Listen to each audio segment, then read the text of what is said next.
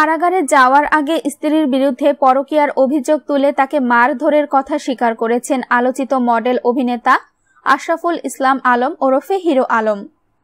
আজ বৃহস্পতিবার বগুড়ার আদালত প্রাঙ্গণে সাংবাদিকদের কাছে এই কথা বলেন তিনি। হিরো আলম বলেন, পরকীয়া করার অপরাধে বউকে চড় থাপ্পড় মেরে শাসন করেছি।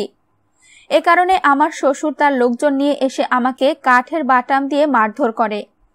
থানায় অভিযোগ দিয়েও কোনো বিচার পায়নি, বরং মীমাংসার কথা বলে থানায় ডেকে এনে পুলিশ আমাকে গ্রেপ্তার করে। মামলা প্রসঙ্গে আলোচিত এই মডেল বলেন, আমার শ্বশুর টাকা হাতিয়ে নেওয়ার উদ্দেশ্যে মিথ্যা মামলা করেছিল। এবারও আমার ডিশ সংযোগ ব্যবসা হাতিয়ে নেওয়ার উদ্দেশ্যে আমার বউকে ব্যবহার করে মিথ্যা মামলা করেছেন। স্ত্রীকে মারধরের ঘটনায় করা মামলায় বুধবার রাতে হিরো আলমকে গ্রেপ্তার করে পুলিশ। বৃহস্পতিবার আদালতে হাজির করা হলে তাকে কারাগারে পাঠানোর আদেশ দেন আদালত।